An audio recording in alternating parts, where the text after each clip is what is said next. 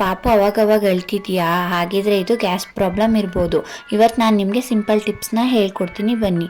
Hi all, ಎಲ್ಲರೂ ಹೇಗಿದ್ದೀರಾ? I hope ಎಲ್ಲರೂ ಚೆನ್ನಾಗಿದ್ದೀರಾ ಅಂತ. ಗ್ಯಾಸ್ ಪ್ರಾಬ್ಲಮ್ ಏನು ತುಂಬ ಕಾಮನಾಗಿ ಬೇಬಿಗಳಿಗೆ ಬರ್ತಾ ಇರುತ್ತೆ. ಇದಕ್ಕೆ ಸರಿಯಾಗಿ ಕೇರ್ ಮಾಡಬೇಕಷ್ಟೇ. ಈ ಗ್ಯಾಸ್ ಪ್ರಾಬ್ಲಮ್ ಏನಕ್ಕೆ ಬರುತ್ತಪ್ಪ ಅಂತ ಅಂದರೆ, ಪಾಪುಗೆ ಫೀಡ್ ಮಾಡಿಸಾದ್ಮೇಲೆ ಸರಿಯಾಗಿ ತೇಗಿಸ್ಲಿಲ್ಲ ಅಂದರೆ ಈ ಪ್ರಾಬ್ಲಮ್ ಬರ್ಬೋದು. ಇನ್ನೊಂದು ಏನಪ್ಪ ಅಂತ ಅಂದರೆ, ಪಾಪುಗೆ ಓವರ್ ಫೀಡಿಂಗ್ ಮಾಡಿಸಿದ್ರು ಈ ಪ್ರಾಬ್ಲಮ್ ಬರ್ಬೋದು. ಇದಕ್ಕೆ ಸೊಲ್ಯೂಷನ್ ಏನಪ್ಪ ಅಂತ ಅಂದರೆ, ಫಸ್ಟ್ ಬಂದು ಫೀಡಿಂಗ್ ಪೊಸಿಷನ್. ಬೇಬಿಗೆ ಮಿಲ್ಕ್ ಕೊಡಬೇಕಾದ್ರೆ ಪಾಪು ತಲೆ ಸ್ವಲ್ಪ ಮೇಲಿರೋ ಹಾಗೆ ಫೀಡ್ ಮಾಡಿಸ್ಬೇಕು, ಇಲ್ಲ ಅಂದರೆ ಗ್ಯಾಸ್ ಪ್ರಾಬ್ಲಮ್ ಜಾಸ್ತಿ ಆಗುತ್ತೆ.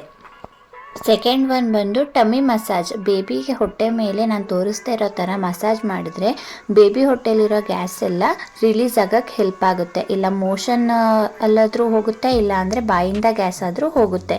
ಈ ಥರ ಬೇಬಿಗೆ ಮಸಾಜ್ ಮಾಡಿ ಬೇಬಿ ಗ್ಯಾಸ್ ಬೇಗ ರಿಲೀಸ್ ಆಗುತ್ತೆ.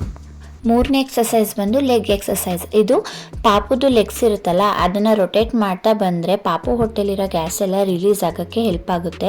ಇದನ್ನು ನಾನು ನಮ್ಮ ಬೇಬಿಗೆ ಅವಾಗವಾಗ ಟ್ರೈ ಮಾಡ್ತಾ ಇರ್ತೀನಿ. ನಿಜವಾಗ್ಲೂ ವರ್ಕ್ ಆಗಿದೆ, ನಿಮಗೂ ವರ್ಕ್ ಆಗುತ್ತೆ. ಇನ್ನೊಂದು ಬಂದು ಪಾಪುಗೆ ಸೈಕಲ್ ಎಕ್ಸಸೈಸ್ ಅಂತ. ಬೇಬಿ ಹೊಟ್ಟೆಯಿಂದ ಕೆಳಗಡೆ ಈ ಥರ ಕಾಲನ್ನು ಮೂವ್ ಮಾಡೋದ್ರಿಂದ ಬೇಬಿ ಹೊಟ್ಟೆಯಲ್ಲಿರೋ ಗ್ಯಾಸ್ ಎಲ್ಲ ರಿಲೀಸ್ ಆಗುತ್ತೆ.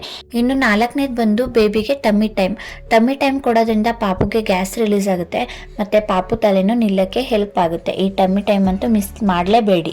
ಇನ್ನು ಐದನೇದು ಬಂದು ಬರ್ಪಿಂಗ್. ಪ್ರತಿ ಸಲ ಪಾಪುಗೆ ಹಾಲು ಕುಡಿಸಿದ ಮೇಲೆ ಪಾಪುನ ತೇಗ್ಸೋದಂತೂ ಮರೀಲೇಬೇಡಿ. ಇದು ತುಂಬ ಇಂಪಾರ್ಟೆಂಟ್ ಆಗುತ್ತೆ, ಇಲ್ಲಾಂದರೆ ಗ್ಯಾಸ್ ಜಾಸ್ತಿ ಆಗ್ಬೋದು. ಈ ಸಿಂಪಲ್ ಟಿಪ್ಸ್ನ ಫಾಲೋ ಮಾಡಿದ್ರೆ ಬೇಬಿ ಗ್ಯಾಸ್ ಪ್ರಾಬ್ಲಮ್ ಈಸಿಯಾಗಿ ಕಂಟ್ರೋಲ್ಗೆ ಬರುತ್ತೆ.